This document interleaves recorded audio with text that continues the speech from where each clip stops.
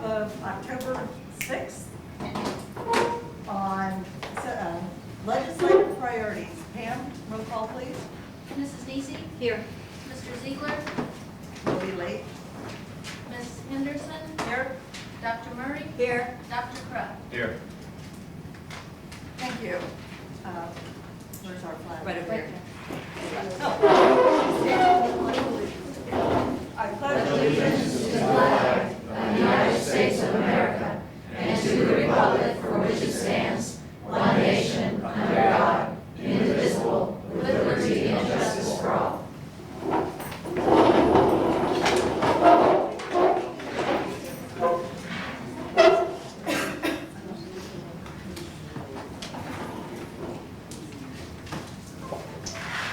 Michelle, would you like to put those there?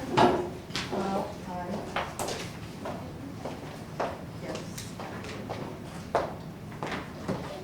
Please hold 1 second.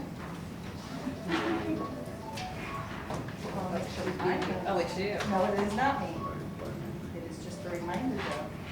Mine is already out. I just want to make sure my name is We need to have a jar where there's a penalty. right.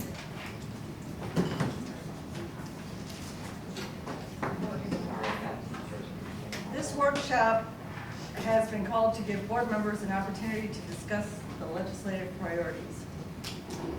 And this time I'd like to share with you our draft of our legislative outreach plan, which includes priorities and communication efforts. So basically, we have 2 priorities at this time. One is assessment and accountability, and the other is funding. 2 things that I think everybody can agree on. Sometimes our legislative priorities are a list of 50, 60 items. If you look at FSBA's or the coalitions, there's a multitude of things. But right now with the climate and the focus from parents on testing, it's now we can go back to what we have been talking about for the last 6 years since I've been on board, and many more years before that. Now that we have everybody's attention and their focus on this, I say we bring these 2 items forward to our legislators as Brevard's priorities. And as you can see, we have a little description about what the current crisis is. That we believe that the Florida assessment system has been developed at a pretty fast pace. There's been lots of changes to the curriculum, to standards over the last several years. Kind of hard for districts to keep up. And then at the end of last year, our legislators put another mandate in of end of course tests for every class in every district.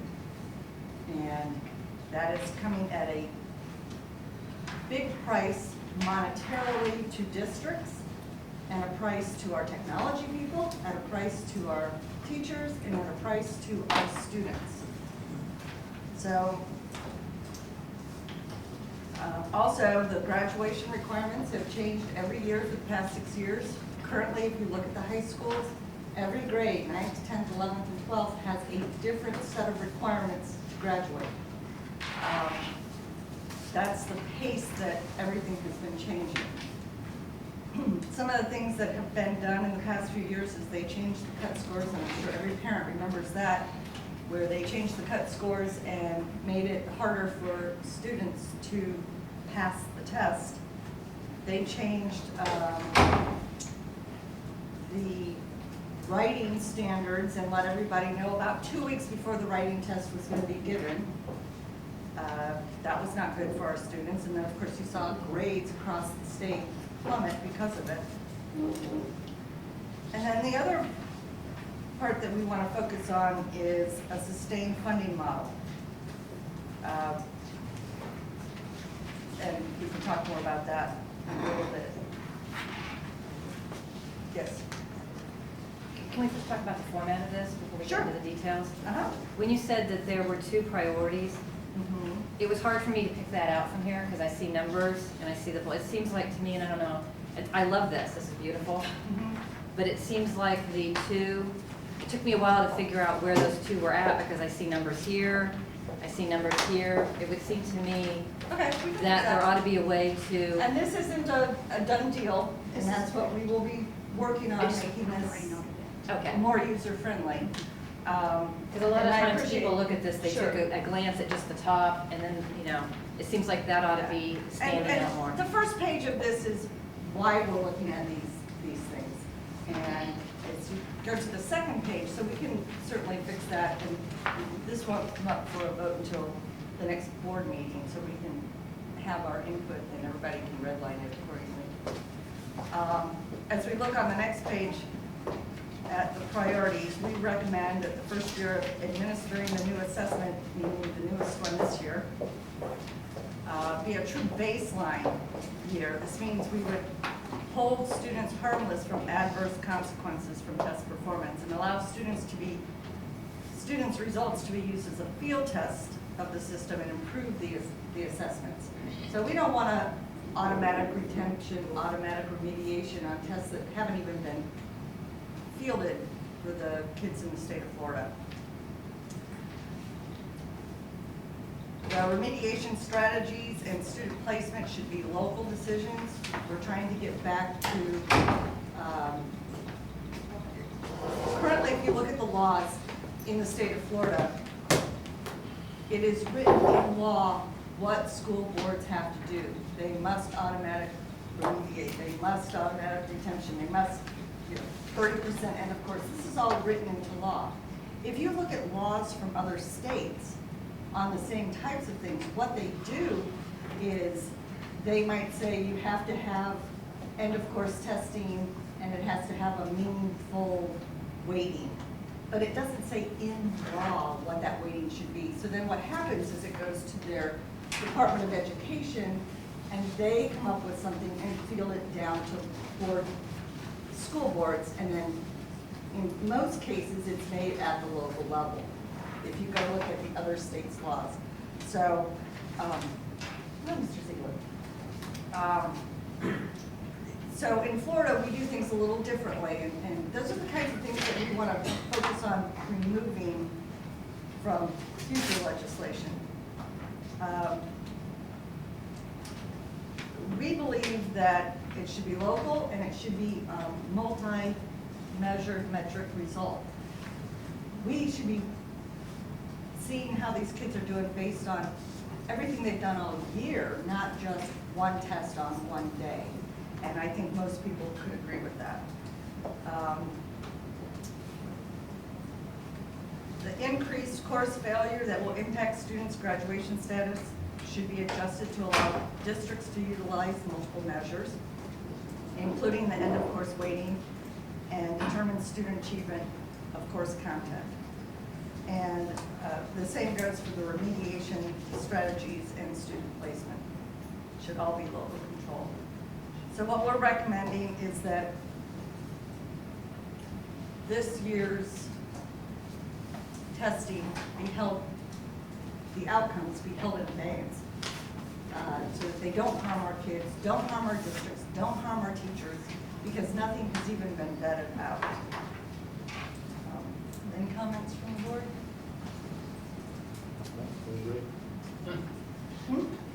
Nothing? I'm telling you, it's written into law. How's it going to affect the pay scale of teachers if they don't do this? Because now it's written into law that highly 50%. effective, based on student test scores. And if you don't have the tests or the scores with some validation from the State Department, and we're just saying, okay, we're just going to have a baseline, what measures are we going to use now to evaluate teachers on highly effectiveness or effectiveness in terms of pay scale? And I think the superintendents talked about some of that at your meeting.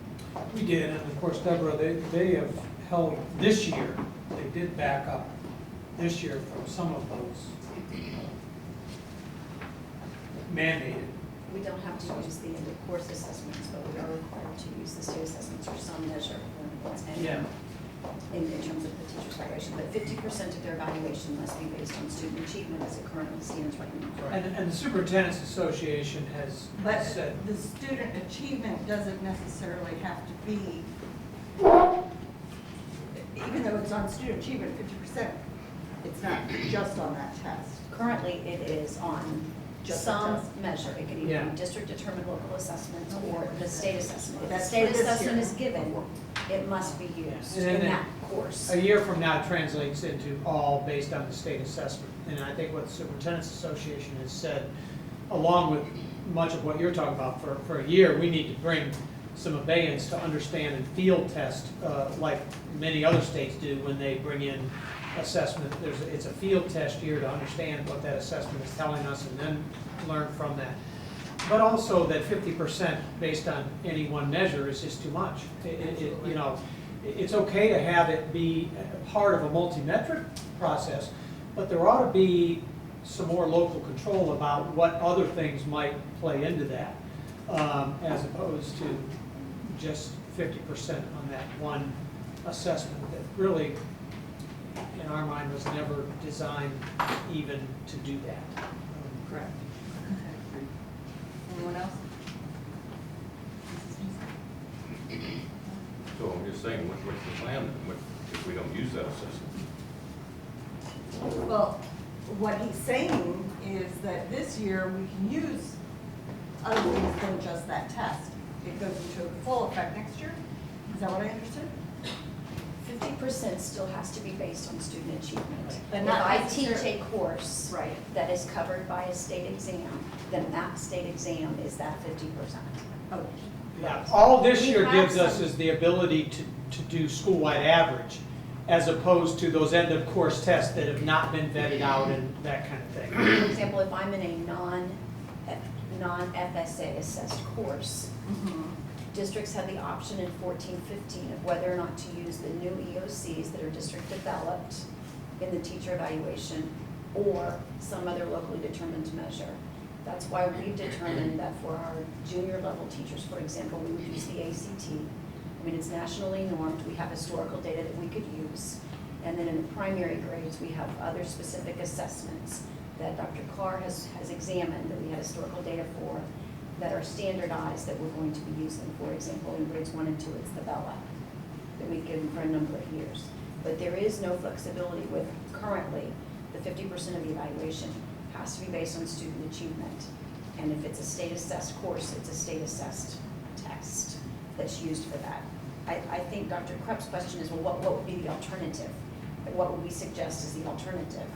And I think that's where, you know, that's up to the board and the superintendent to come up with. He specified some things, like, for example, could we go back to including our school improvement outcomes, as we did in the first 2 years Right. of our evaluation system, as another measure. So in essence, they would have to make a change to that law Right. because they wrote it in law, which is again a problem.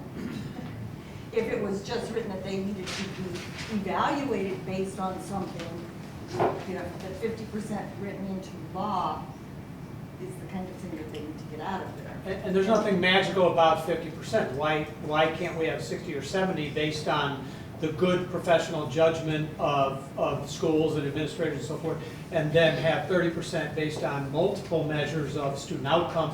I mean, that's, I think, the flexibility that you're talking about. Certainly, it is what the Superintendent's Association has been brought forward as a more logical approach.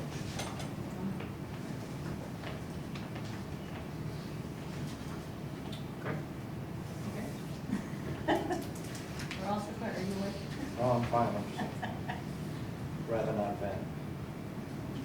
So what is your goal that you want to reach today with this? I would like for the board to agree on the 2 priorities. I know you want to bring up another one as well. But in essence, I think that we have a unique opportunity to focus on things that we can get changed based on the number of people that are interested in testing and assessment and accountability. With the focus being all over the state, districts opting out, parents wanting to opt out, all this focus, I think that if we focus on fixing what's broken, that would help 72,000 kids to get some of this stuff fixed and changed. And while we have everyone's attention, focusing on that, and then I have a communications plan on how we would get that out to the parents and back up to the legislators.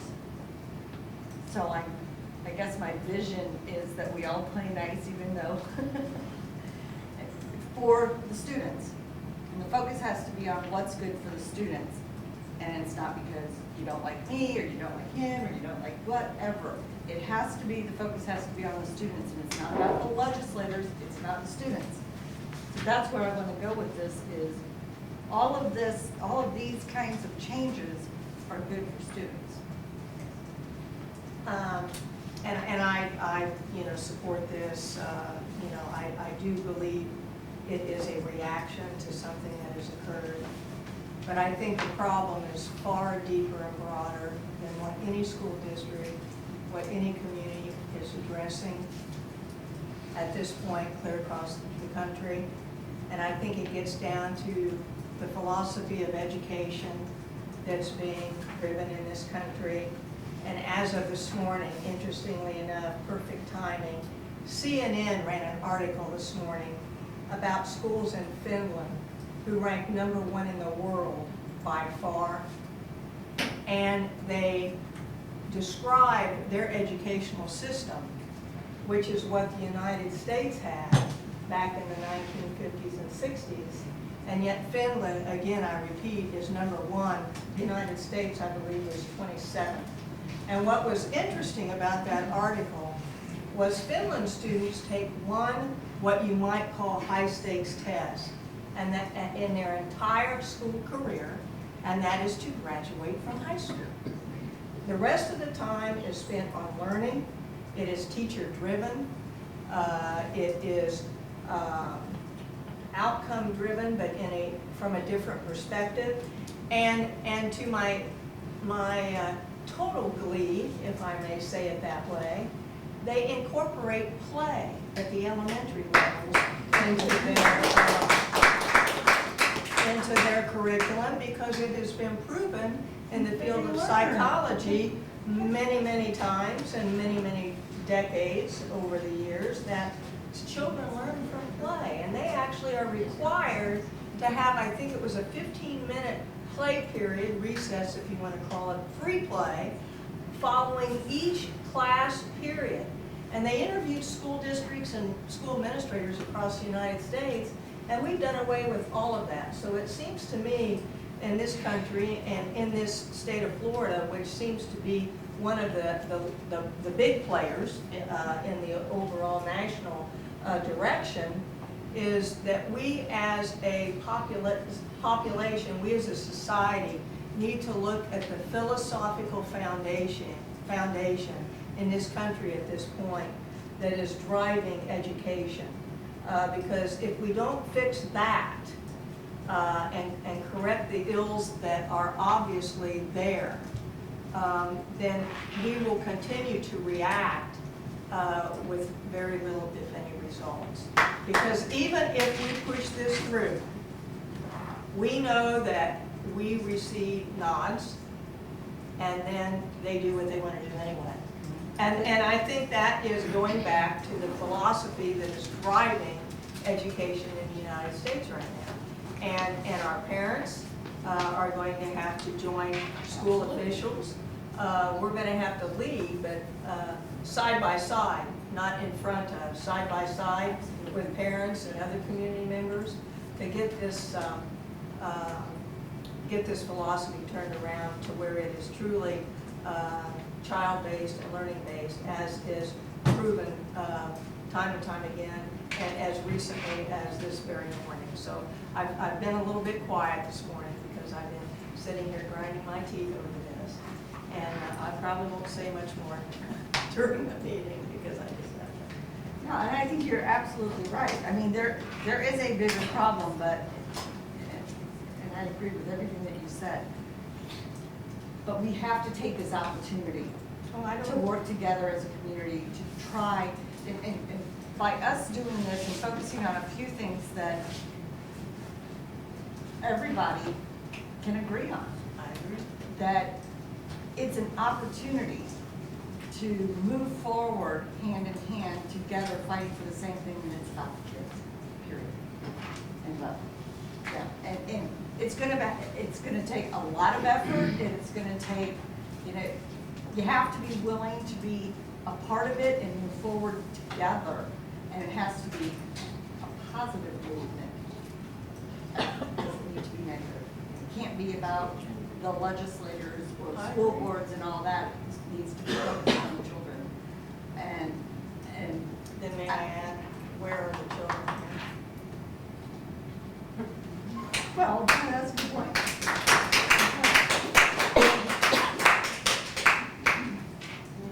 That's interesting you should say that, because my eldest, who's getting ready to graduate, who is, says, thank goodness I'm getting out of here before all those end of course says, that they will really make a difference. Her and her friends see this and what's been done over the years as detrimental to their education. And I've said before, I've got a 9th grader and a 12th grader, and I've seen, since my 9th grader's been in 7th grade, all those graduation requirements changing every year, making it tougher and tougher for her to read. We say, reach here, oh, I didn't mean that, I meant here. And we do that every single year, making, and the kids don't mind being stretched, but at some point, you have to give them enough time to actually stretch to make that goal. Just because you do a few little stretches doesn't mean you're gonna get there. It's time. So, yes, we can put students on here, that's a good point. I'd like to suggest that we give some examples to the legislators. And talking to the legislators about this and excessive testing and opting out, they're being presented with this chart, which I didn't bring enough for other than the board members, and they look at this and don't see this is excessive testing. They think that the excessive testing is tests that we're requiring on top of what they're requiring.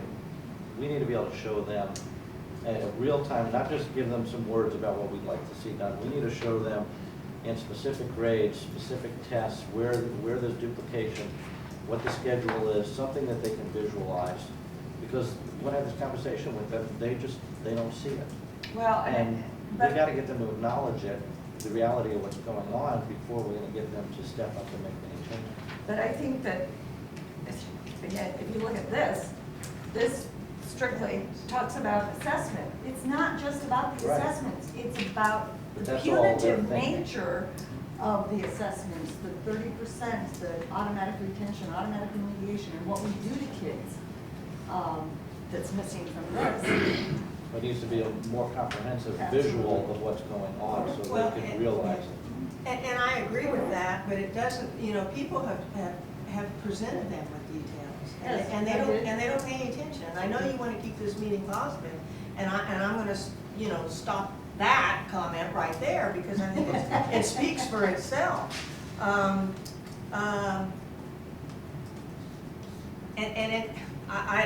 just at my wit's end. I guess I'll just stop right there. I think we all are.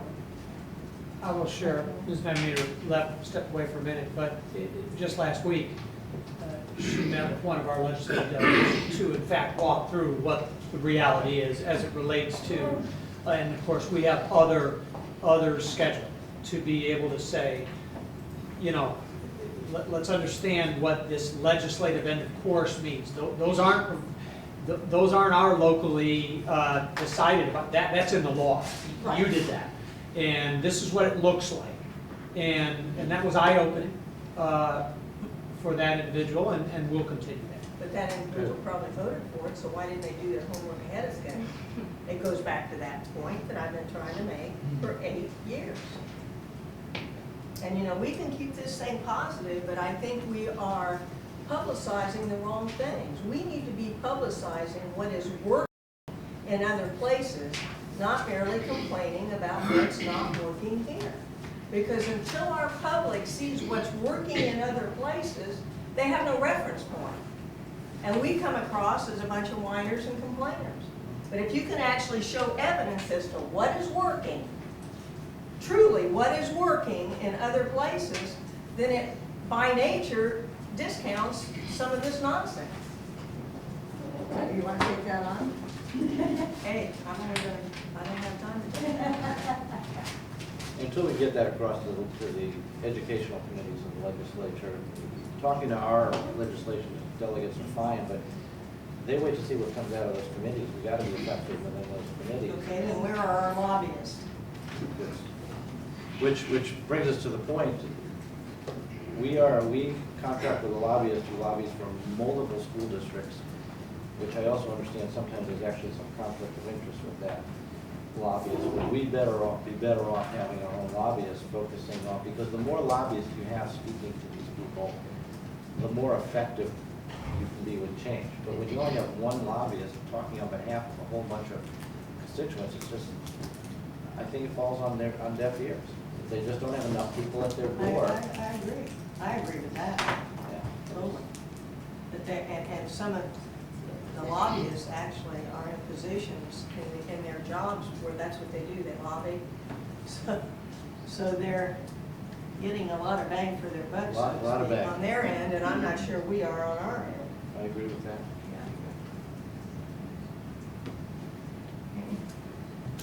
Sorry. I just want to add to this, that I think we need to be more clear. I see a lot of why we're complaining in here, but I don't see a whole lot. The two things that jump out at me, I see in this is the reinstatement of the half mil for capital. I think we need more specifics. This is, when I look at the 2 pages that would be going to them, they're not going to read that. It needs to be No, we're not. user-friendly. Well, and it I needs- didn't see this as going to, Okay. this was more of putting it together for us so that we can talk about it. Okay, because what I want to see more We can of is not what the certainly- problem is, but what the fixes are. Because to me, I don't think, we're all in agreement on what the problem is. And, there's a long history of how we got here. I would like the focus to be on how do we fix this and how do we make this better for our students. Well, and I think if you look at number 1, we do talk about how to fix it. Changes would allow. But what changes? I'm saying I want to be more specific. Not on a single test, allowing students to be evaluated on multiple metrics. Okay, but what I'm saying is it doesn't, when we format this, it needs to be as clear as the pink on the 3rd page. Reinstatement of the half mil for capital. That's very short, sweet, no question what that means. And that's the kind of thing I think that needs to jump out at here, because I just find it a little hard to go Okay. through and see that. And as I said earlier, prior to this, I would like to see as part of the funding model, the issue that you took up, Dr. Bingley, with the districts such as ours that have 50% of our property off the tax rolls. That's been a long-standing issue. I don't see the funding formula changing, but like Santa Rosa got a change in their formula this year due to some key efforts from their legislators that increased their funding. That's a specific that I see this group saying, once again, if we had that change, that would fall under that. So that's a specific item I'd like to see added. We could replicate that effort. I clarified this weekend, we could reactivate that and run the next session. So those- We have the data, we'll be ready to go to do that. If you want to plug that into the, But the reason I bring that up as an example, Mrs. Henderson, is that I think what would help our delegation is what's something specific. We know what overall is a state, what's going to help Brevard students? Because as you said earlier very well, is we're focusing on our 73,000 students. There's an example of something that would help Brevard. We've talked about dual enrollment, but if we get specific, what is it about Brevard that it's impacting and what's the fix that would make it better?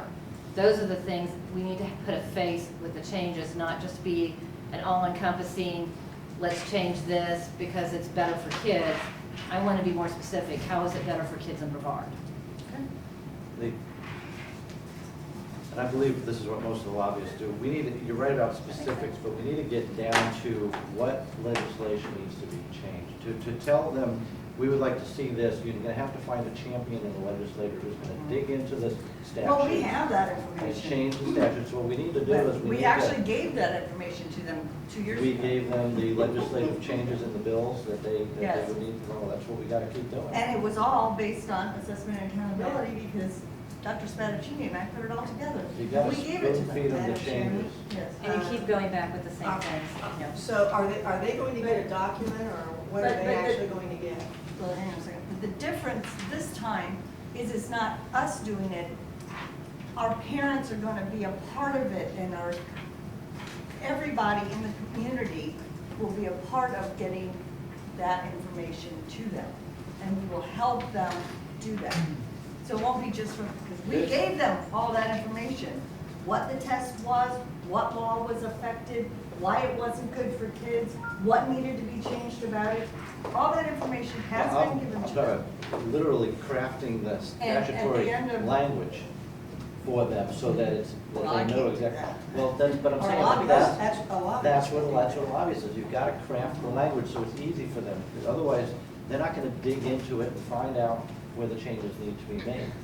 You got to show them the need, you got to give them the language, and then it'll stand a better chance of Well, somebody I championing agree. a bill. Um, And it's got to be done soon.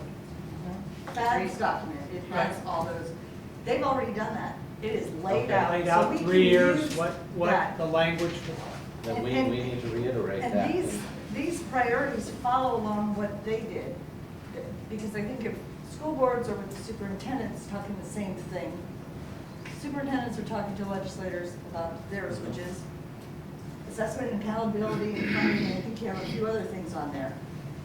If we follow along with those same things, then we're all talking the same language.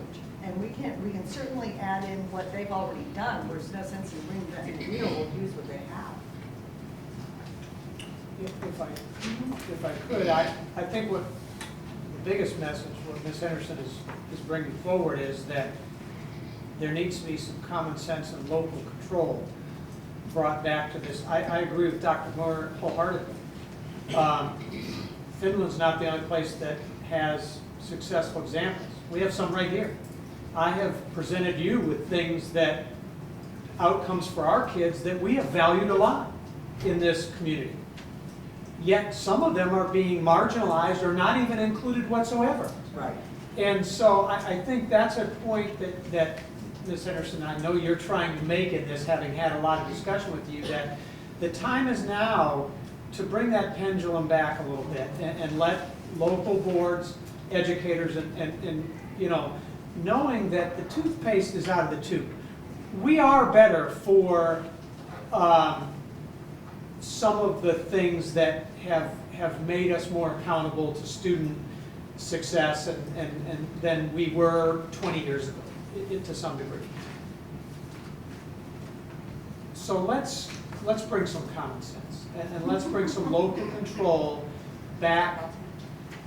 And that's exactly, Mr. Ziegler, how I think some of that could be crafted, because there are some very prescribed things in law that a lot of people don't believe are going to take us, if they're going to take us to a next step, we're not going to like where that's going. Let's be thoughtful and let public school boards, public educators, knowing that it's still about making sure that we're in good ways measuring the success for our kids and for our schools. That's what I think you're trying to accomplish with this, and that's really what a lot of people, including members of our community, members of our parent base, let's bring some logic. Let's slow it down, be thoughtful, and find ways that connect to things that we value about what makes a difference for children. It's obvious that we here, or the Superintendent's Association and other associations, have outlined in detail exactly the legislative language and the changes that we do occur. So that is an obvious, concrete, clearly understood item. What is unclear is the definition of our community supports this. Community is very ambiguous. So what I might suggest is when we send any documents that we send with each one of our items, that we attach as many pages of parent signatures and community member signatures to that document. Hopefully it will be in the tens of thousands in Brevard County, so that we define the community members behind our initiatives and what our community really thinks by them signing their name and supporting this, because I think that might influence more than just an ambiguous statement of our parents' support. You get 75,000 signatures saying, we want this, that's gonna have, I think, a lot more power in terms of attention getting than merely just saying, our parents would like this. Can I ask a question? A question about this, and I hope send a couple people in this audience into heart failure when I say make this comment. I'm just asking for clarification. What would be the ramifications of eliminating every district test that's not on here? So how many district tests? I know that we have a list of all of those, but I know there's at least one of the 67 counties that has taken away every district test. Well, And so I'm just looking, because like I said, I know our curriculum people, like I said, I'm just asking it for clarification.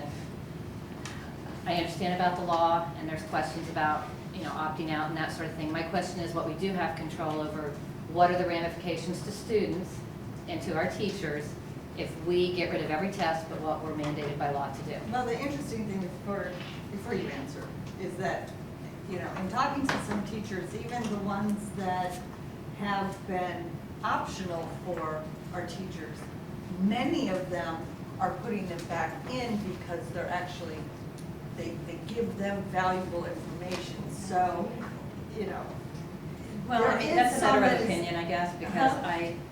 that's a matter of opinion, because I think you can assess, you can gather No, data I- till you're blue in the face, but you gotta do something with the data. No, right, but what I'm saying is that there are some assessments that we've made out there optional that teachers are saying, I know it's optional, but I actually want to do that one Well- because it gives them valuable information. Not every teacher, I'm just saying that there are teachers that are doing that.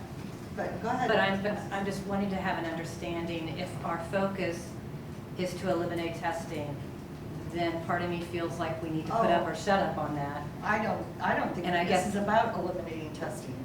This is about Okay, can I just- fixing what's broken. But as far as making a point, I just want to have a better understanding on what the impact would be. I know Ms. Van Meter or Dr. Spadaccini or anybody, I just kind of want to know what is the true impact of doing that. I will tell you, because Dr. Spadaccini worked very hard on modifying what they were taking, and what remains is what she feels is formative and will help drive instruction in the classroom. That's what remains at this time, other than the required end of course exams for elementary schools. In secondary programs, for example, we're just concluding a mock assessment for writing. If ever there was a time that we needed to do a mock assessment for writing, it's now, because of the change in the whole way that is being tested. But I just got through hearing from Dr. Murray that the best countries in the nation have one high-stakes test and spend the focus for graduation. And I guess those countries, those schools are driving instruction too. There are other ways to drive instruction. Well, they're besides assessing, testing. I said high stakes. Okay, You missed that's- your It's sort of Okay. one culmination. Well, that's where I needed clarification then, Dr. Murray. They have actually put it back into the classroom, and it's totally teacher-driven, except for the graduation, which would be Okay. similar to New York's Regents exam that they've had for years. Okay, I wanted understanding. It was very effective and And successful. And what she said is very true. For example, we had 4 Bella options for them to take. We said you don't have to do all of those Bellas. These are the ones that we require. Well, schools have asked, can we still do the other? Because it gives them good information on where they go then with their instruction in the classroom. Same thing with the writing test that we're pushing out. There's 3 options for it. We're requiring one now and one at the beginning of the second semester. They've asked, can they do the one in the middle, because it will help guide their instruction in preparation. So we hope that is what assessments are about gives value to where they then move forward in with instruction in the classroom, other than the ones that you handed out, the state assessments. Right, my concern is I'm trying to play devil's advocate here on this from the state standpoint, is I could see the state saying the same thing. We believe that these assessments drive instruction. And so I'm trying to present a way to make this better. I'm not trying to, I agree with what everyone is saying here around the table, but I know there's people up in Tallahassee that feel that these assessments are doing what we're saying our own assessments are doing for kids. And I'm just trying to wrap my arms around it. Well, the difference with their assessments is that they are truly high stakes because what we do with them, you know, with the third grade test and the remediation in high school, taking away opportunities for high school kids because they missed one portion of the reading test. I mean, those are high stakes things, taking away things from kids. And in the high school level, you're taking away things that actually are making them want to be in high school. And, you know, taking away their electives so that they can do remediation. The goal for me would be that, you know, if there's a child, we need to make it a local thing. No law knows a child, but a teacher in a classroom knows whether or not, when that person passed that test, whether or not they were having a bad day, whether there's certain things that they can do to make it better. And Karen, when I said all these things, I'm not disagreeing. My premise to the beginning of all of this was, I agree with everything everyone's saying here, but the purpose of today's workshop was to look at this from all angles, and so I wanted to share some of my thoughts and ideas and get feedback. I didn't see this as a pro-con conversation. My points today are just to have conversation, look at what the other side of the argument is, to see how we can make our points better. So you don't need to convince me. I'm trying to present, we're all on the same page around here. The problem is, we don't have to convince ourselves. We have to convince the people that aren't here. And if we don't look at it from their eyes, then I think we've lost before we even started. So we have to look at it from both sides of the argument. I think Mrs. Easy just basically said it, and I'll reword it. The facts are what they are on both sides, but what is failing to happen is we in K-12 are not getting their attention. That's what it's all about. You have to get their attention first.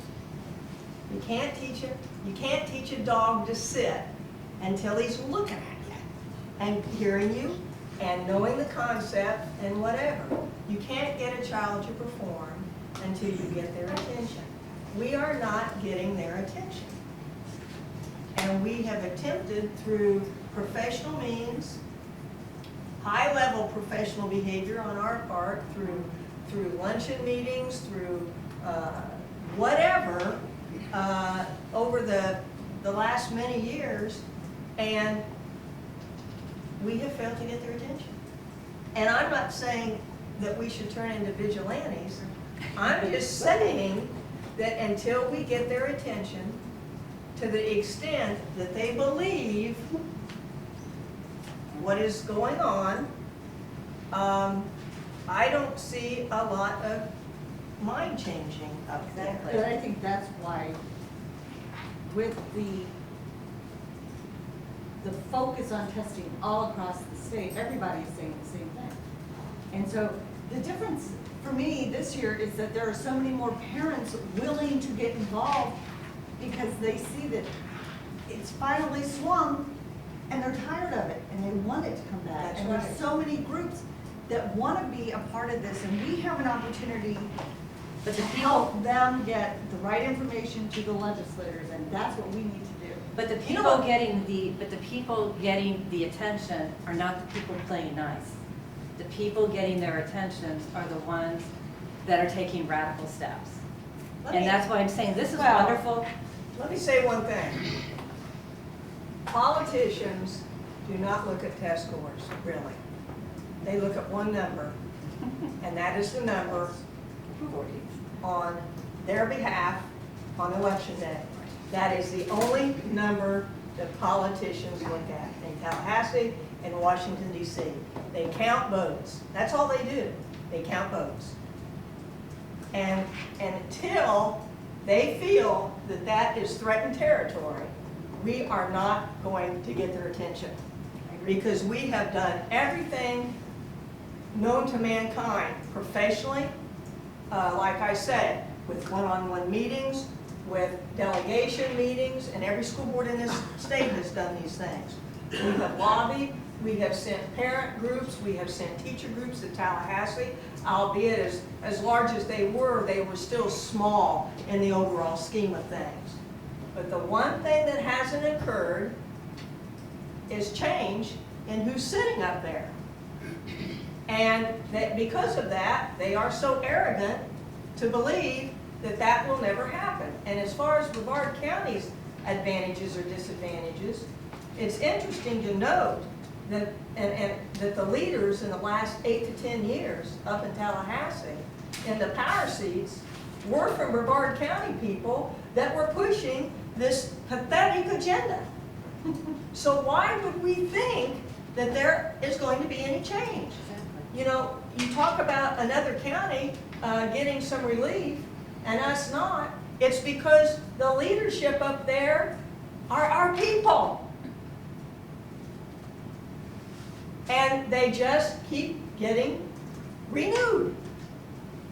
So, you know, this is, you know, again, I'm for being polite, but I think we should really take a look at our strategies. Doing more of the same. What's the old adage? Definition of insanity. Yeah. And, you know, doing more of the same, but just doing it in a bigger way, qualifies for insanity. We have to change our strategies and get their attention first. We have to have a watch me effect. You know, in dog training, we put a biscuit out in front of our nose and say, watch me, and they look at our face because they're looking at the biscuit. We need to put a ballot in front of our face and say, watch me. Okay? I'm sorry. You know, I wish you were a little more fired up.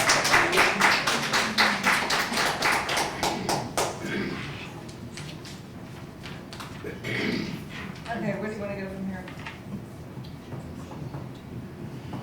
You want to talk about the funding side of things? I just wanted to add the funding, what I mentioned earlier that Dr. Bingley is aware of. I just want to add the priority to address, I believe there's 5 districts that are in a similar, how many districts are similar to us in terms of percentage? Yeah, there were about 5 or 6 that we tried to coalesce around that issue. And it really is in line with what the sparsity supplement for Right. small districts. This would be a supplement that really is connected to districts who are disadvantaged by a large amount of federal land. Right. And So we we did can- provide the data, and we'll Does the board want to put that in here? As a funding It's, priority? I've already got confirmation that it can be ran again. And it's just a Do you matter want of- it on the priority list? I do. Yes. it can be embedded in that. It'll be in there, it'll be Funding. ran, so either way. So what we'll do is we got the notes, right? We'll rework this priorities in a way that is more clear about what's wrong and how to fix it. Okay. We will include some of the information from FADS on the laws and some of the stuff that we, as a board, have already put out as to what's wrong, what needs to be fixed, and where it is to fix it. Do you think it would be helpful if this is posted, we always post things on our website, if we included the links to like the story from CNN, places that are doing good things for kids in a better way? Yeah. That's a good idea. So we will, but basically, we're all in agreement on the 2 overall priorities of Yes. test, assessment and accountability, and funding, stable funding source. So we will rework this and put it in a different format that will make it more concise, maybe get it all on one page. So the second part of this, oh, you're not going yet? No. The resolution? Now, the second part of this is our communication strategy. So, when we become clear on what this, how we want to format There we go. I got notes to add. Okay. We want a way to communicate with all of our stakeholders and mobilize our stakeholders.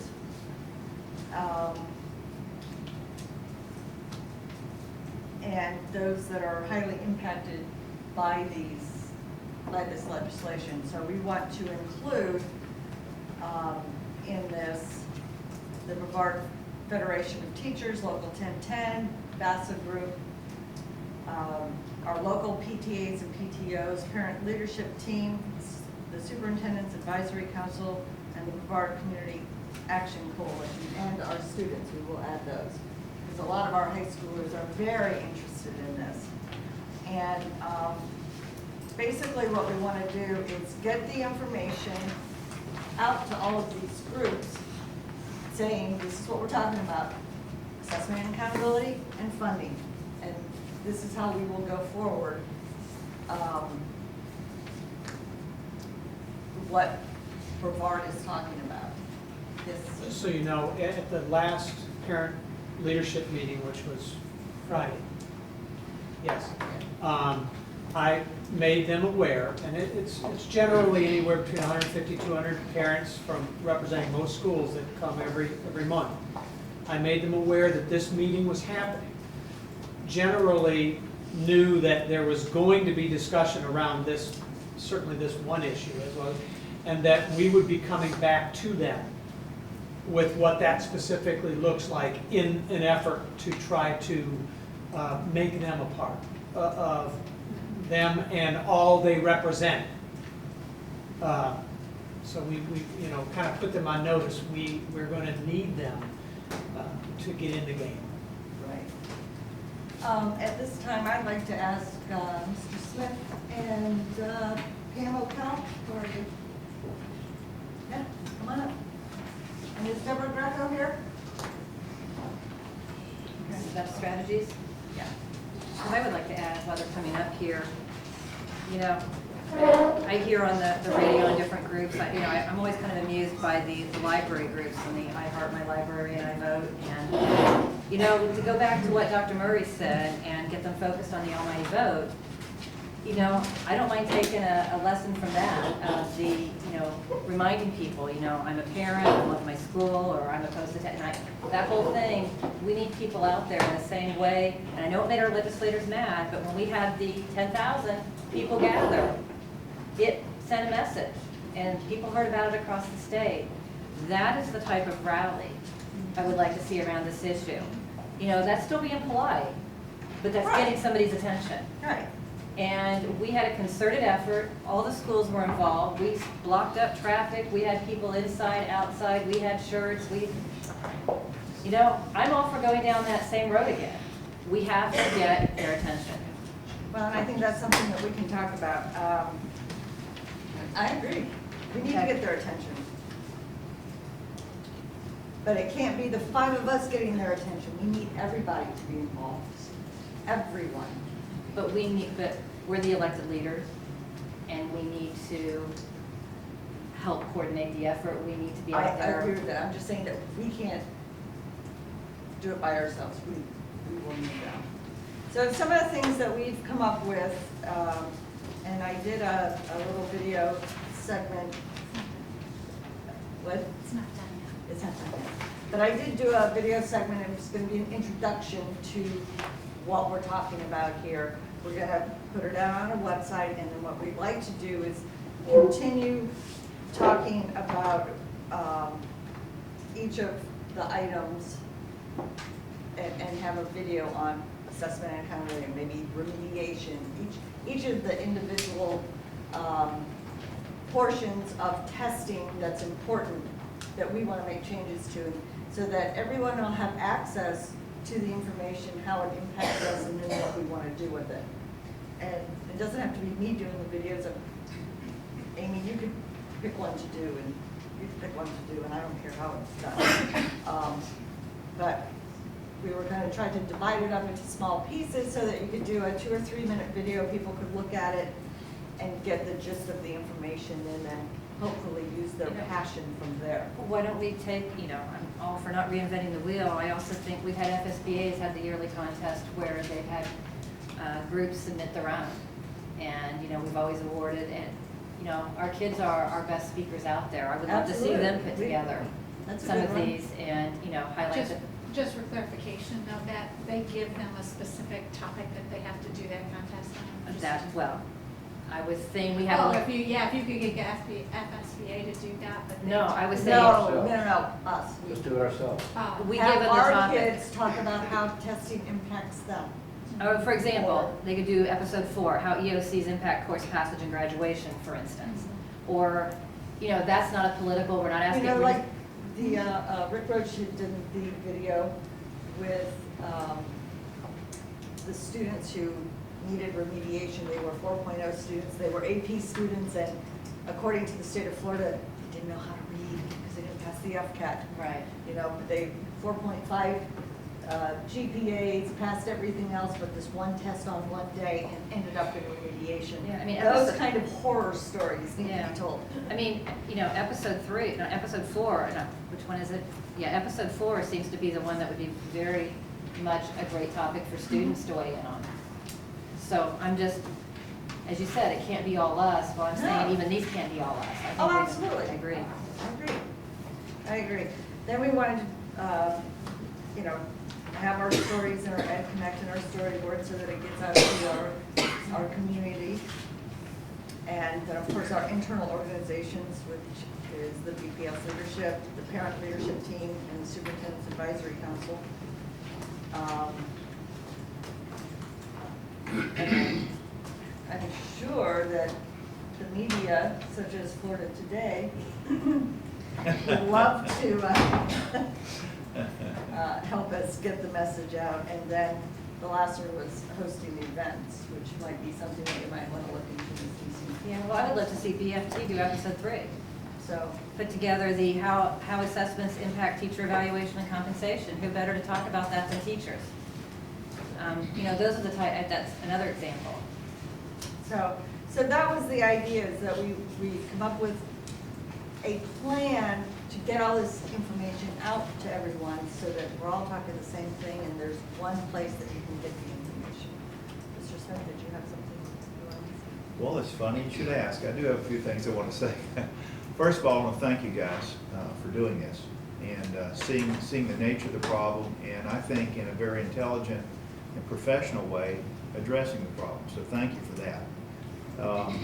Secondly, I want to point out that Mr. Ziegler said, perhaps we need to have specific language proposals to hand them. I'm going to say it this way. The legislators are very busy. They handle a whole bunch of topics. And I think it's very helpful if there is a package that we're comfortable with that accomplishes the kind of local control that there needs to be and isn't anymore. That if we were to come up with language like that, I think that'd be very helpful. And I know some folks that can do the crafting, as a matter of fact. I also know some folks who at FEA can talk about when things need to fit together. For instance, it's a real complicated thing by the end of the session, all the things that have occurred. It turns out that we want to be, in my view, you asked me my view, I'll give you my view, we want to be simple in our approach. It can very easily become white noise with a whole bunch of things going on. And I like the step-by-step approach that you guys are taking. I really like the idea of a rally or a forum or some means of getting the information out in a public way. I think it's excellent. Florida Today, by the way, while we're bragging on Florida Today, did an excellent job recently with a forum on the halfpenny. And I think that that's a great way to kind of focus the public's attention. And Dr. Murray is exactly right. We do live in a democracy, and we do get to say who our leaders are, and that's a good thing. I would be happy to give you some, research, so to speak, and just let you guys mull that over and see what you think about it. I'd be happy to do that. I'd also be happy to kind of suggest a structure, and a structure of some kind of coalition. Obviously, the school board leading the coalition, but some kind of coalition. There are a lot of people in this county already. There's Alliance for Public Schools, formerly known as Fund Education Now. There are, obviously PTOs and, BFT, FEA, and there's a lot of organizations already in place, but we kind of don't have a center. And if we could have a center. Bring them all back. Correct. I think the people of this county do want to see some change. I think that running the school district from Tallahassee is a mistake. It's one thing for them to say, that we want to have more accountability. Okay, fine. It turns out, and you pointed this out, and I think some other people mentioned it too, it turns out that we already had a structure in place that was working really well in Brevard County. Just turns out that was the case. And until a bunch of politicians from Tallahassee started sticking their finger in the pie, and now you can't recognize the pie. And I don't want to do things like we were number one and now we're something else. I don't want to do that, but I will point out that it hasn't been working.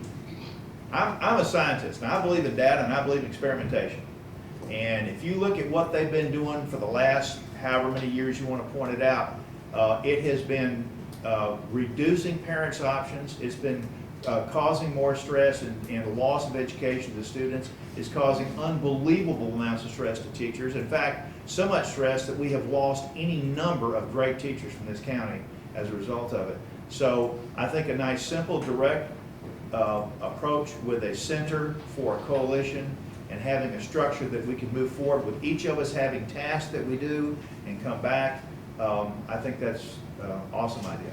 Okay, great, thank you. Jessica? This is Sorry, the, go. sorry, thank you. This is the first meeting that I've attended with the legislative, as it pertains to the legislators. And I also want to thank you for inviting me. I think this has been so informative. As you know, getting back to BASA, the board, and to the members, the information that you give is crucial, especially in this year, especially with the elections coming on. BASA has always been proactive in lobbying the legislators. We go up every year, and we are in alignment with the concerns, the funding and educational concerns with Brevard County Public Schools. I also want to be positive on those meetings, but unfortunately, most of the time, the information falls on deaf ears. As you stated, that the people from Brevard are in control as it trickles down from the Senate President. We sometimes felt that they knew what we were going to be, the information we were going to bring them before we got there. But we don't want to quit those initiatives. We do want to have a better voice. We are in a coalition with FASA, and that helps because we do represent more districts with that. I agree that the number one thing we need to do is getting the word out. Doing more community work and getting the parents on board and getting the voices with the thousands. I remember a couple years ago we had a town hall meeting at the King Center, and I really believe that that made a lasting impression on the legislators. And it was 10,000 strong, and it wouldn't matter if what their common sense approach is. This time around, it wouldn't matter if they really truly believed that Brevard County has more than enough money. And we were told that we had enough money. And they did listen when we talked about the flexibility and the more local control with the district. They did listen to that. We, the fundraising and the concerns with education were definitely in the forefront. I like that I think that if we did take a message that all we want is to slow down and have a reality check with what we're doing, not only with students, but teachers as well, and administrators, Brevard Association of Supervisors and Affiliates, that I think that's where we're gonna get some attention. If we just don't wanna change the world, but just slow down and take a better look, a bigger picture of what's going on, and try to personalize it. We do have some folks that are running for election up there, and I think if we could get to them locally, not wait until we have to lobby them in Tallahassee, because we get lost in the crowd. There's no question about that. We have to wait a long time to see them, appointments, and we do a great job with our perseverance tactics. But I think getting the word out and getting more local input is key. VASA will support all of the initiatives that Brevard Public Schools has, especially with the funding and the educational concerns, the testing, and of course, all of those things that you mentioned this morning. We do need information to give to our members, so we're looking forward to the revisions and seeing what we can do to get the word out there. Meeting with town hall meetings, maybe schools could do more of those kinds of meetings. I think that's great work. Information, parents want information, they want to know what's going on. And I think if we do some more grassroots community work, I think we're going to get some signatures. If VASA can help with that, we're open to ideas, and I'm sure when we go to our meeting on Wednesday night that this information will be relayed, and we'll have lots of ideas, and we can get back to you with that. But again, thank you very much for this proactive approach, and it's going to give us some major ideas and information, because we plan on going to Tallahassee in February to continue the lobbying. Thank you. Thank you. Well, the other thing is that everybody needs to know is that it's not just about our local delegation. The people who actually make educational changes are on the education committees. And those are the senators and legislators that you need to get to. And we will provide that information for you as well in one place on our website, so that, because they're going to be making the decisions in those committees, and then when those laws are changed there, they'll go out to everybody else. Yes, you still have to have yours vote a certain way on what that law is, but if we have information going to the education committees, that's where it really has to start. So it's not just about our guys. Anyone else? Dr. Krupp? Dr. Murray?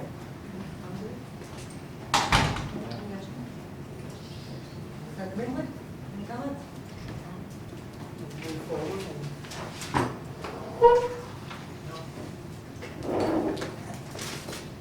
Well, if there's nothing else, we will make those necessary changes. We can come up with different kinds of episodes that you want to do for videos, different kinds, come up with specific information that you want to see on here, and we will revise this and bring it back in the board meeting, or we will vote on it. I do have one thing. Okay. If we could be clear with Mr. Smith that we would like to see if you could come up with some language changes and statutes that we could try and get legislators to champion. We got to start doing that like within the next 30 to 60 days, because they're lining up on what they're going to be. You have till a week from sponsoring. Tuesday. I actually have already emailed about it. I've already started the ball rolling, so. Because we could just lay in front of them, look, just make some of these changes to existing statutes. Maybe we get a champion somewhere in our delegation. Right. Are we going to talk about the resolution at all? No Oh, problem. did you want to? No, I just was like, let's change it to the school board of Brevard County and bring it forward. Well, we don't have to, either one of us can make that proposal to do that. If you want to do it, all you have to do is. Oh, I understand, I'm just saying, I'm just kind of wanting to see how people's thoughts are before bringing it forward. Any thoughts? I'm not sure we want to do that yet. Why? I haven't read it, so I'll read it. Okay, well, my intention, if no one else brings it forward, I'll bring it forward then, because, Yeah, you can do that. There are some things I would change in here. If I would. such as, I don't have my marked up copy here, but there's a few that I would change. Long resolution. First of all, I'd like to make it one page in that too. okay, Michelle, thank Need you to for read? that.